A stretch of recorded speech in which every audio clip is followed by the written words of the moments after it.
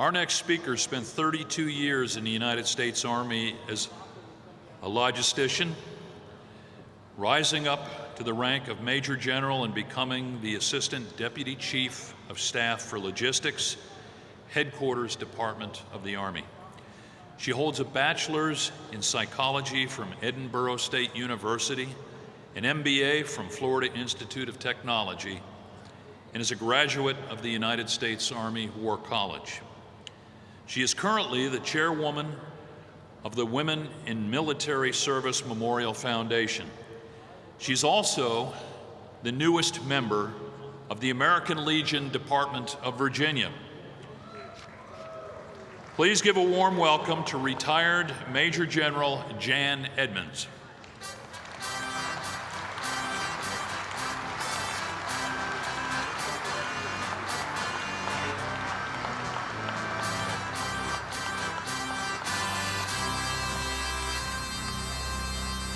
Well, how lucky am I? I was supposed to be after the vice president. And I figured after the vice president, everybody would be running for the restrooms. So because I get to be the warm-up act, I have a much bigger opportunity to talk to you today about the Women in Military Service for America Memorial Foundation. I want to thank Commander Rastadt, a fellow Virginian, for the opportunity. A special shout out to Denise Rowan, who has been a member of the Women's Memorial for over 20 years.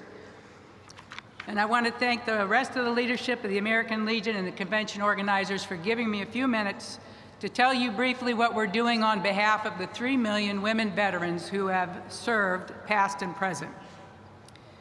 First, the newest news. We've selected a new foundation president, Chief Warrant Officer 5, Phyllis Jean Wilson, who will succeed Major General D. McWilliams, who was only our second president, the first being Air Force Brigadier General Wilma Vaught, who has addressed this convention on multiple occasions. We're extremely excited to have Phyllis as our new leader. She's a contemporary soldier who mobilized during Desert Shield, Desert Storm, and deployed twice to Iraq during current conflicts.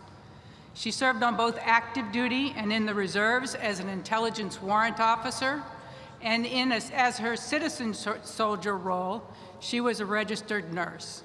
She reached the highest rank in her career field, becoming the 5th Command Chief Warrant Officer for the Army Reserve. And to top it off, she has 8 children, 4 sons having served or are serving in uniform, and 1 daughter-in-law in the uniform. Next, since the American Legion, from the national level to the hundreds of individual posts and auxiliary units, in that you've invested and supported the Women's Memorial from the beginning, a brief update on our overall status. We're now in our 22nd year since dedication, and we're setting a course for the next quarter of a century of preserving the history of military women and women veterans. We are fortunate to finally be out of debt. Fundraising will always be hard, but we have no remaining red ink. We're also fortunate enough to have secured some federal funding to perform long overdue repairs on the outside of the memorial, which, if you've been there, you know it is the entryway to Arlington National Cemetery. It should be fully preserved. In addition, we're at the early stages of redesigning all of our exhibits, bringing them up to date with the amazing history that has been recorded over the last 20 years. So those are the big updates, and I'll take my remaining few moments to talk about our shared passion, continued service to the nation, and ensuring our veterans are honored, recognized, and remembered. There's always more opportunity if we work together. 20 years seems like a long time in our memorial's lifespan, but we're an infant compared to the American Legion. Wow, 100 years. What's amazing to me is that the Legion included women veterans from the very beginning. As I heard today, a veteran is a veteran. So it's also 100 years since the first all-women American Legion post, the USS Jacob Jones post, was formed in Washington, D.C., becoming the second American Legion post to be formed. The following year, women got the right to vote. In fact, it was the women who served in uniform in World War I that were the tipping point for women finally getting the vote. The rest of history is not so inclusive. It took until 1977 for the women's air service pilots of World War II to be recognized as actually being on active duty in the armed forces, 42 years after the fact. And only 3 years ago, after a 75-year struggle, those same WASPs were finally entitled to be buried at Arlington National Cemetery. Women have never had to fight to be included in the American Legion. But sadly, far too many members of the general public don't think of a woman when they hear the words veteran or bravery or courage. Everyone here has obviously acknowledged that you're a veteran, but there are many who have served who are not here and who don't see themselves as veterans. Women in particular, though the current number of living women veterans who have served is 2 million strong, and women who have been fighting and volunteering to serve since the very beginning of our nation, they generally don't see themselves included in the word veteran. As a result, the contribution of women who have served goes under-recognized and under-recorded, making the women who've served end up feeling invisible.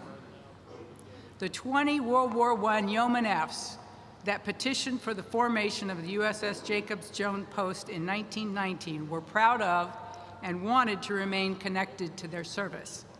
They wanted to be included.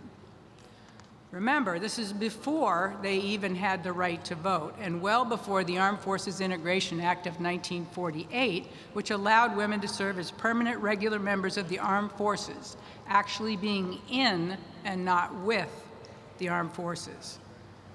Obviously, kudos to the American Legion for leading history, but we can't rest on these laurels. Until the word veteran automatically means men and women, we have work to do. So how do we change it? How do we make sure women's service is included? That's where the opportunity to do more together comes in. Many of you know about our memorial dedicated to women, military women of all branches through history.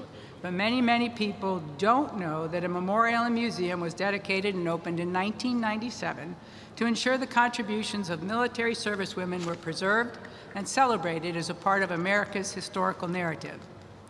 At the Women's Memorial, we have collections and artifacts to be sure, but more importantly, we have a living history database where we collect, curate, and preserve the story of servicewomen. I say living because it's not something just for people who have passed on or concluded their service. It's for all the women who are serving or who have served. It's also living because people's stories change over time. They have beginnings, middles, and yes, ultimately ends. When I talk to military women from across the country trying to encourage them to register and be part of history, most of the reason that's given for not registering is, oh, I didn't do anything important. Except that every single person, man and woman, who has served did something immensely important. Every one of you did something immensely important. You raised your right hand and said, I do solemnly swear that I will support and defend. Think about the fact that less than 1% of the public will ever serve. The first, most courageous act anyone can perform is volunteering to serve. There's no guarantees after that. No one joins to be famous. No one joins to be a hero. They join to serve. Uniquely in our history, every woman who has ever served has been a volunteer. Some women through history fought or lied to be able to serve. Women like Deborah Sampson of Massachusetts, who enlisted twice, disguised as a man, to fight for the Revolutionary War, once as Timothy Thayer, the other as Robert Shurtleff. She had no idea at the time she would become famous. That wasn't why she donned a uniform. She joined to fight for freedom. There were undoubtedly more women who found a way to serve. Unfortunately for us, most of their stories went under-recorded and as a result, unremembered. No one knows when they join that they'll be the first one to blaze a trail for opportunity for others to follow. We only know these things when looking back through the lens of history. Knowing our role in history gives us power. It helps us focus on what we can do, not what we're told we cannot. It expands our sense of what's possible, encouraging us to strive for more. It helps us uphold our promise to be a country where anyone, regardless of gender, race, or socioeconomic status, can achieve their dreams. And that's why we need everyone to be part of the story. Ultimately, if we're successful, together we'll change the face of courage in the minds of the American public, so that when you say the word veteran or courage or service, people will think of a woman as well as a man. That's our goal.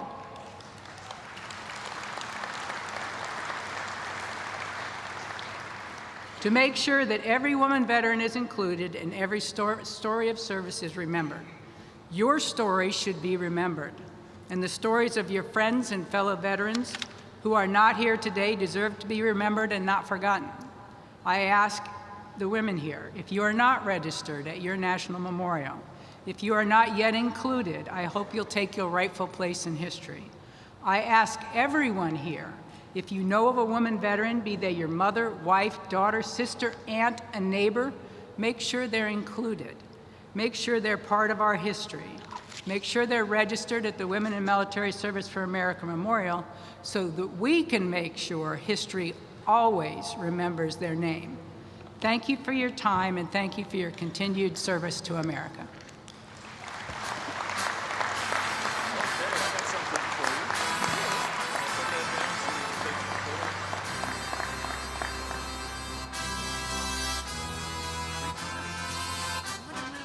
All right, General Edmunds, it's my great pleasure to present you with your membership card to the American Legion. Awesome.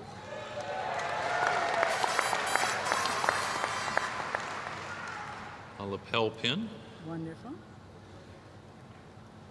my challenge coin, Thank you so much.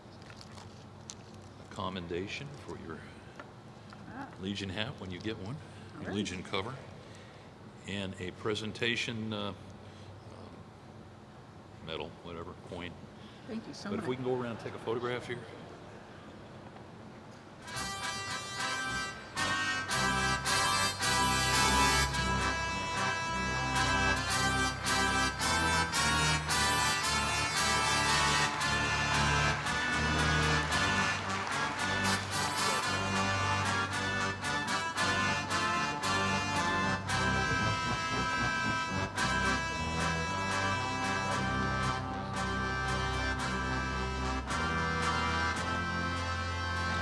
Over 13 days, we served at least 10,000 plus